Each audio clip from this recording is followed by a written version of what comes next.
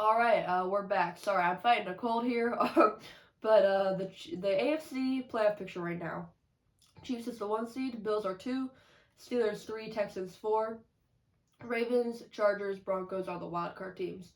In the hunt, Colts, Bengals, Dolphins.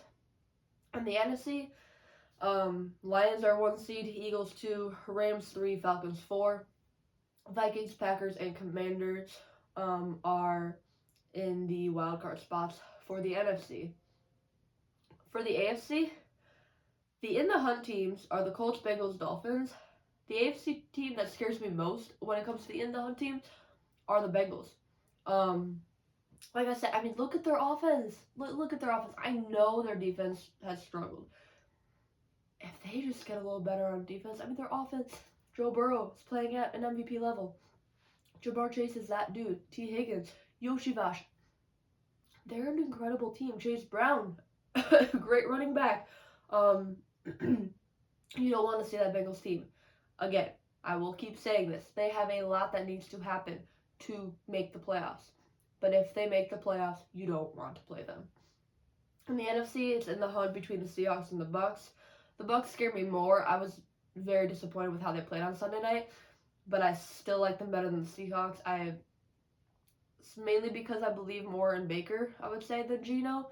But it's not like Geno's the reason I believe that the Seahawks would lose. It's just that Baker never gives up. He never stops fighting. He really can will his team to a win. He really puts the team on his back, and that's why they would scare me more. But I could see the Seahawks making some action happen, and also it's possible that neither of these teams are really fighting. I mean, again, they both need things to happen to make the playoffs. I'm gonna do some power rankings for the teams that are currently in the playoff picture. Based on, I'm gonna go from bottom to top, so 14 to 1. My power rankings based on just head coaches alone.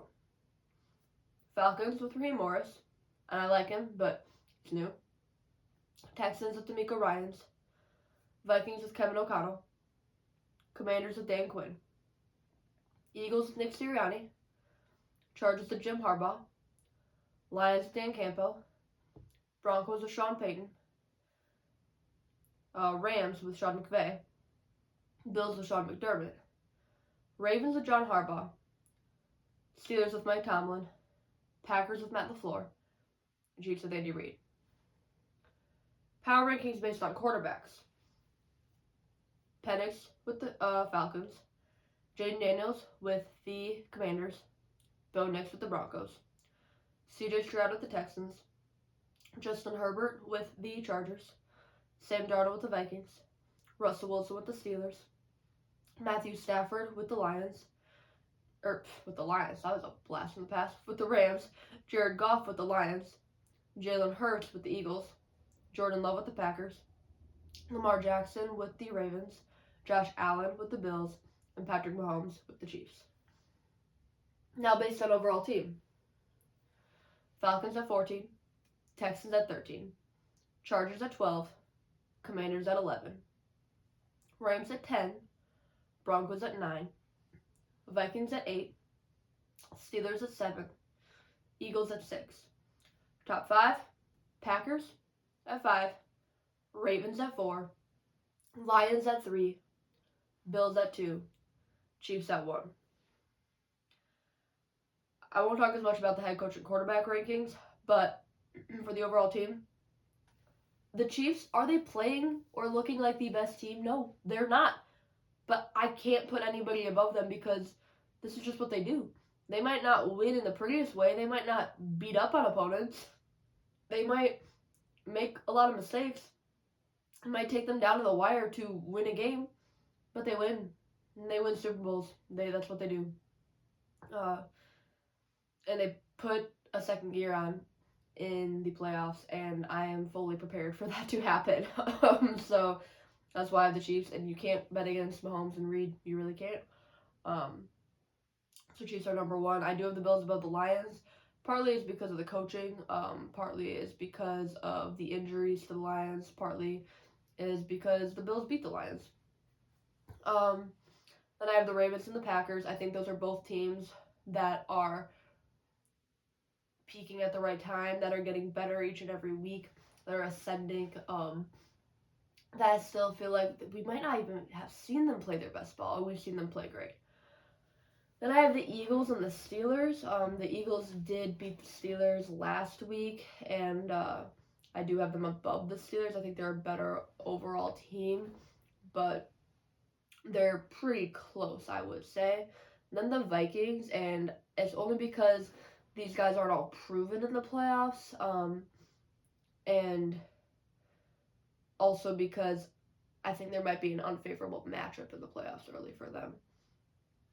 Then the Broncos, which I know I might be bullish on the Broncos, but there's something about this team that they really play together. And Sean Payton's been here before, and Bo Nix doesn't really play like a rookie, and so I have them. I have them just over the Rams because even though I think the Rams are scary, I think the Broncos might have a more favorable matchup early in the playoffs than the Rams. But in the Rams defense kind of scares me. Like, in the sense that I don't believe in them fully. Then the Commanders, because I think they're a team that shows a lot of fight, but they also are inconsistent. We saw them have a lull around Thanksgiving and, right after their bye. And I like them. I really do. I don't know if this year they can get it done. Then the Chargers, I believe in them more than I did after they beat the Broncos, but I still don't fully believe in them in the playoffs. But I like the team. I think they don't capitalize on opportunities enough, and that would hurt. That would end up costing them the playoffs. Then the Texans, they're just not the same team as last year. They don't have that same energy, that same mojo. They also have injuries. Stroud, I don't think he's hitting a sophomore slump per se, but he just doesn't have the same it factor. Their offensive line, I know, has had struggles. So that's why they're there. And then the Falcons, Penix just started. He just came in. I think they're well coached overall. I think sometimes their play calling needs to be much improved. Their defense definitely seemed rejuvenated this week, but it's not like we've been seeing that consistently all year. So that's why they're at the bottom for me. For the eliminated teams, I'm going to talk about you too. I'm going to give each of these teams that have been eliminated an on the bright side. New York Jets. You've shown some improvement, and Rodgers has said that he'd be willing to take a pay cut to stay and welcome helping bring along a rookie quarterback for when his time is done. So you don't necessarily have to choose one or the other. You're not like, oh gosh, we're going to have to draft a rookie quarterback, and then Rodgers is going to be mad, so he's not going to want to play with us. Or, okay, we're going to go for Rodgers, but then we're not building for the future. What if Rodgers gets hurt or he isn't playing well, or, he's done after the season, then what? So they could have somebody sit behind Rodgers for even just a year. Now, Rodgers still hasn't decided if he wants to play. He also doesn't know what the Jets want to do. But that's the bright side, that you have that flexibility to draft a rookie but keep Rodgers. Jags, you aced the Brian Thomas Jr. pick. Celebrating that. Fantastic pick. Now keep making more great picks and build this team. From what you have, build around the stars you do have, and if you're firing Doug Peterson, pick a coach and build guys that fit his scheme. If you decide on Trevor, I know you've paid him, but either you're believing in him or you're not. If you're believing in him, build around him and his skill set. Don't just plug random players, into places and hope it works out. Patriots. Y'all are fighting with nothing to play for and have your future at quarterback. Stick with your team. They're fun. They're promising. They'll have the draft and free agency to build through, and I really like this Patriots team. The Browns. You know what you need. You need a quarterback. You don't have your future quarterback on your roster. I don't think you have a formidable number one quarterback on your roster right now. I really like Deshaun. I like Jameis. DTR, nice. But none of these guys are the answer. You need to go get a quarterback. Whether it's a Kirk Cousins or a Sam Darnold or a Justin Fields in free agency, or you draft somebody and build with them, either could work. But you know what you need. And also, I think you could stick with Stefanski as a coach. Titans, you don't have your quarterback of the future on your roster either. That was made clear. So you can move forward with someone that your new head coach, as in the head, Callahan, drafts and build and develop around him.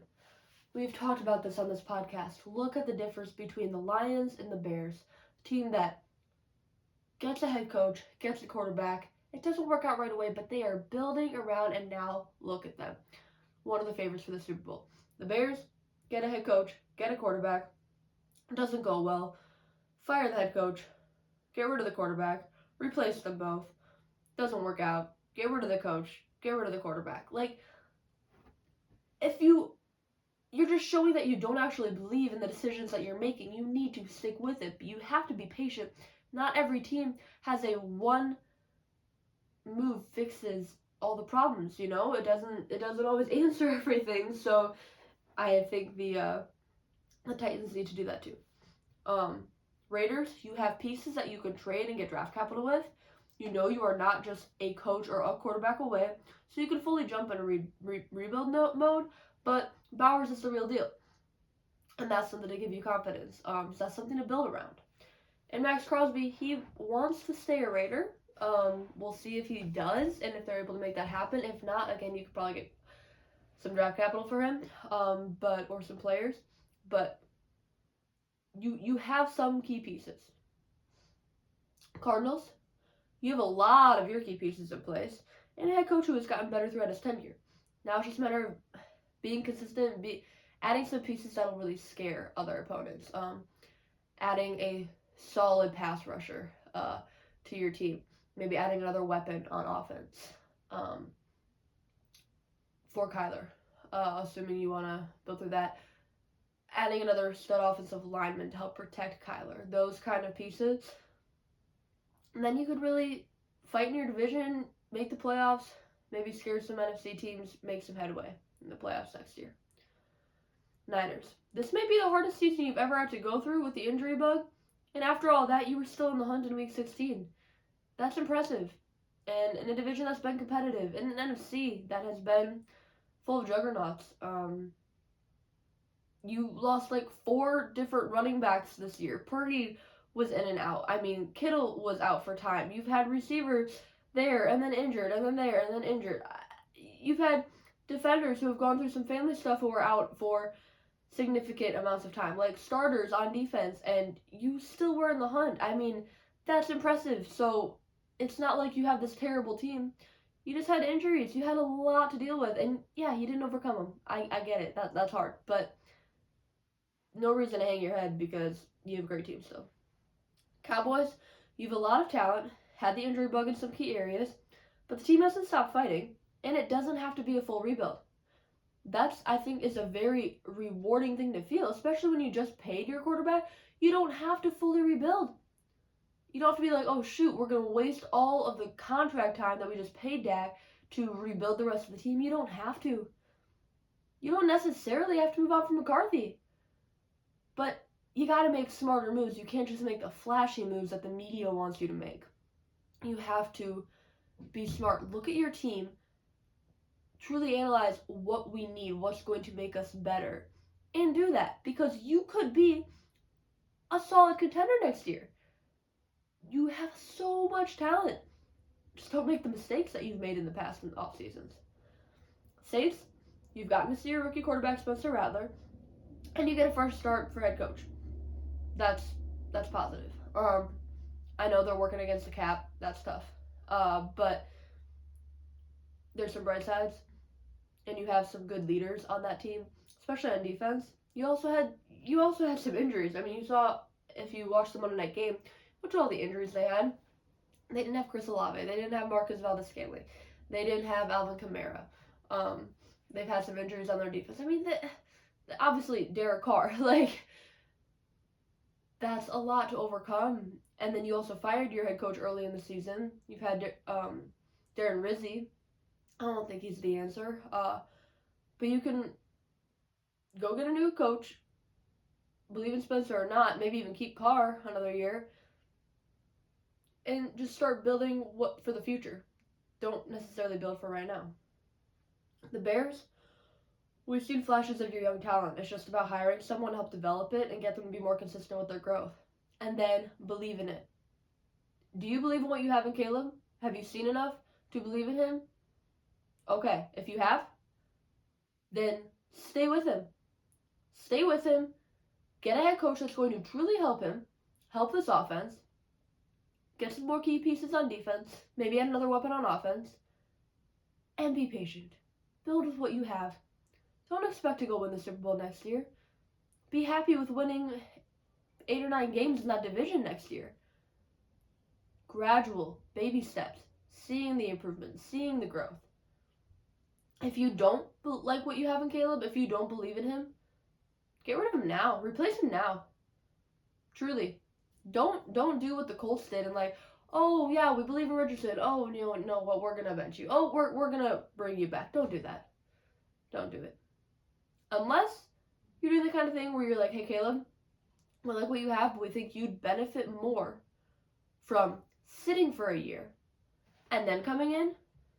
We know you were the start of this year. That was because we didn't really have another option. But we're going to let you sit and learn that way as opposed to going out there and physically making mistakes out there. Then you are still our future. We're making that clear to you. We're just going to have you sit for a year behind somebody that we feel like you can learn from. Maybe do that. I know it's not the popular thing to do. I know it's a strange thing to do. But if that's what you think is best, then do that. But stick with your guts. Stick with what you believe in, and be honest with the people in your organization when you're making those decisions. Panthers, you are much better than your record and improve each week. You might be the 2025 Commanders. You really might. The Commanders were a rough team. They went, and look at them. They're in the playoffs, and they probably will stay in the playoffs, and let's see what they got. The Panthers, you got better throughout the season. After a lot of adversity, after being a joke, after benching a quarterback and then bringing him back, you have a new head coach. I mean, you've gotten better, and they could be scary. They really could. Just if they get certain pieces, watch out, NFC. Just watch out. Or at least NFC South. You could win that division. Saints, Falcons, Bucks. You fight.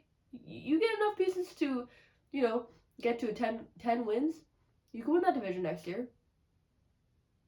All you need is a spot in the playoffs to show what you got. Giants. Daniel Jones wasn't the problem, or at least not the only one, so it makes it easier to complete the rebuild. Start with Fire and Dable. Complete fresh start. That's your bright side, that you know where to go from here. Last year was like, oh, what are we doing? Do we keep Jones? Do we not? Do we keep Dable? Do we not? Do we keep Saquon? Do we not? Now you know. It's time to complete the rebuild. You got rid of Saquon. He's doing great without you. You got rid of Daniel Jones. He's going to get better without you. Get rid of Dable. Have a complete rebuild. And again, you're not going to have one thing, one quarterback, one coach fix everything in a season. Baby steps. Build. Gradual growth. Build for the future. So yeah, that is my on the bright side for each of these teams. Also, I forgot to add this in the weekly news. 49ers head coach Kyle Shanahan said that left tackle Trent Williams will not play in the team's final 2 games. His season is over. Not too surprising, especially with them being eliminated too. But now, some Rookie of the Year talk for Offensive Rookie of the Year. It's down to Jaden Daniels and Bo Nix, right? I'm just going to read their stats.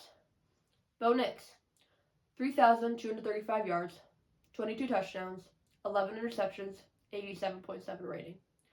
Jaden Daniels, 3,303 yards, 22 touchdowns, 8 interceptions, 101.3 rating. Jaden Daniels, I think you're in the lead now. And you have the same amount of touchdowns, less interceptions, have better rating, and more yards. But I don't think it's over. A lot of people are saying it's over. I don't think it's over yet. Bo Nix, you have a heck of these last 2 weeks. You could win this. Take care of the ball. Get 2 more wins.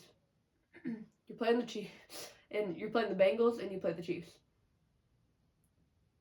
those are teams that you can go win the Rookie of the Year award against. Like, you win those games, you play well in those games, that is a statement. But Jane Daniels, he's in the lead right now, and he just had a 5-touchdown game against the Philadelphia Eagles. So it's hard to overcome.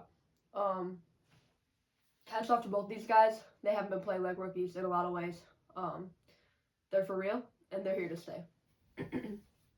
For the MVP, Lamar Jackson and Josh Allen. We've seen Josh Allen put up some crazy numbers, 6-touchdown game, 5-touchdown game, putting the team on his back. Since like week 11, he's had 7 rushing touchdowns. Like, just incredible. His season stats so far: 3,549 yards, 26 touchdowns, 6 interceptions, 101.2 rating. Lamar Jackson, 2,787 yards, 37 touchdowns, and 4 interceptions, 120.6 rating. He has over 200 yards more than Josh Allen. He has 11 more touchdowns than Josh Allen and 2 less interceptions and 19.4 better rating. Lamar's in the lead, and he's in a significant lead. And I didn't even realize how great Lamar's numbers were. I was one of the people that I was talking about earlier where it was like, not counting the Ravens out, but not seeing how great they really were and how much better they were getting each week.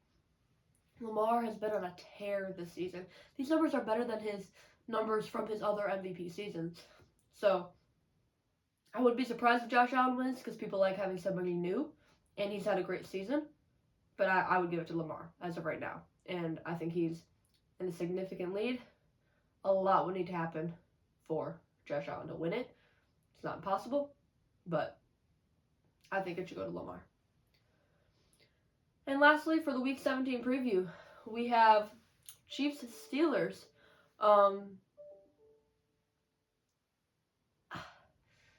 Steelers, you just lost 2 in a row to teams that you really needed to beat to kind of show you were for real, and you didn't do that. And so now, here's your opportunity against the Chiefs. You got to go win. A few weeks ago, I would have said Steelers. I think I gotta say Chiefs right now. This is when they, start really putting on a show. But yeah, my money. I'm not betting, but my money would be on the Chiefs. But it is in Pittsburgh, and I don't think Mike Tomlin's sitting well with 2 losses in a row. So that might be the best thing for them going into this game. Ravens-Texans. I have Ravens all the way. The Ravens are the better team, and Texans are, have injuries, and yeah, I think the Ravens are not letting up from this point out. They are like, okay, we're a different team this year. We're keeping our foot on the gas and not taking it off until we win the Super Bowl. Like, that's their mentality right now. Seahawks-Bears. This is interesting. I have the Seahawks winning, but I don't think it's going to be easy. And if the Bears win, the Seahawks don't deserve to make the playoffs. They really don't. But I do think because they're in the hunt, the Seahawks are going to come out, fight. They're going to find a way to win this game. But yeah, I think it's going to be closer than it should be. Chargers-Patriots. This is one of the Saturday games. It's the earliest of the Saturday games. And I think the Chargers win because they need the win. But I would not be shocked if the Patriots win. At all. At all. And the Patriots are in a great frame of mind right now. We're fighting, even if we have nothing to fight for. I think they'd be really excited about just knocking a team out of the hunt, or out of the playoffs or whatever. Broncos-Bengals. The Bengals need this win. They do. But I really like the Broncos. This is a complete toss-up game for me. My edge is with the Broncos because I think they're a more complete team. But the Bengals, they really feel like they can make the playoffs. So, I don't, again, I'm leaning Broncos slightly. Like, 51-49 is where I'm at right now. Cardinals Rams. We're all really looking forward to this game. But now that the Cardinals are eliminated, I think it just takes some of that weight away. I think the Rams win, but if the Cardinals are in that frame of mind of like we want to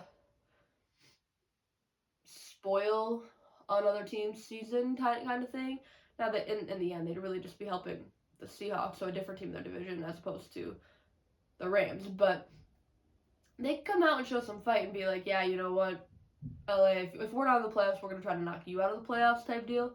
That could be fun to watch, but I do think the Rams win this. I don't think they were satisfied with how they played against the Jets, even though they did win.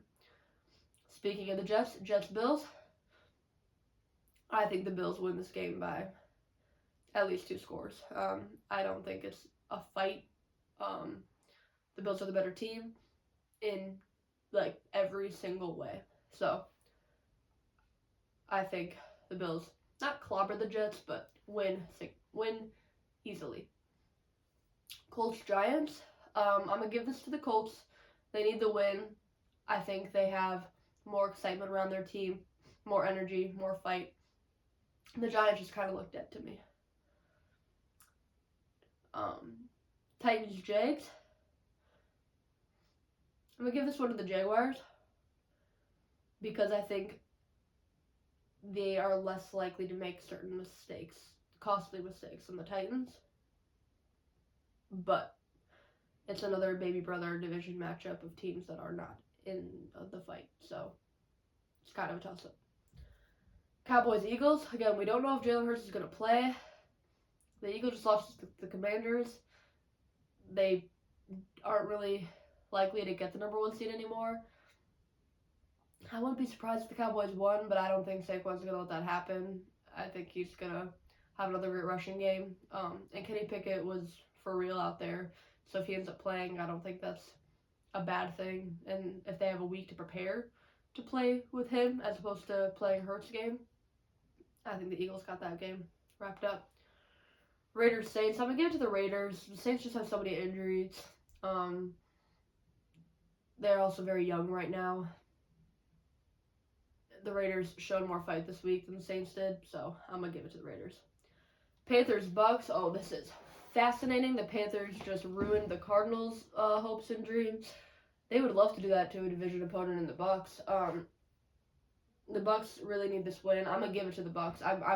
This is my one last hope in the Bucks because Baker just has so much fight. You've seen this team have fight, and I think they're really disappointed in themselves with the loss against the Cowboys. And they need to win this game. They need to win it. So I'm gonna give it to the Bucks, but it's not an easy game at all. At all. Dolphins Browns. I'm gonna give it to the Dolphins. Again, they have more fight right now. They have more reason to fight right now. The Browns are kind of looking like a mess, especially on offense. So I'm leaning Dolphins, and they'll probably win by like 13 plus points. Packers Vikings. Very, very, very slightly leaning Packers. They have they put on a different gear in December.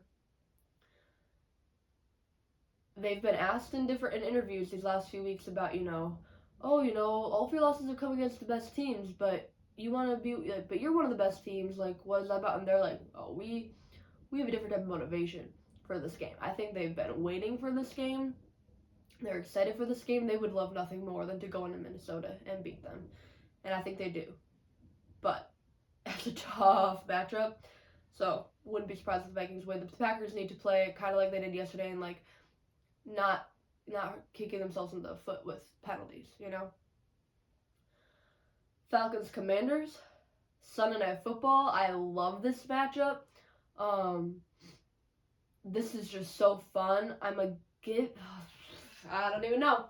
I'm giving it to the Commanders because they've been getting to build throughout the season where Penix again is just so new. But this is really fun. This is playoff seeding. This is, like if the Bucks do beat the Panthers, the Falcons really need to win this game against the Commanders. I mean, this is a really, really exciting matchup. I'm leaning Commanders, but I hope it's like a close game, an overtime game. I hope this is the type of Week 17 Sunday Night Football matchup you want.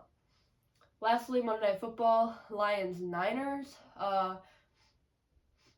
Niners are so injured and they did just get eliminated, but somehow that makes me feel like they're going to want to just come out there with all their fight and spoil the Lions' season. Not that it would spoil their season. I mean, they'd still be in the playoffs, but like the whole number 1 seed thing, just give them another loss. But I want to pick the Niners for the fun of it, but I do think the Lions win this game because they're just so talented. Like, they really are. They have so many ways that they can beat you.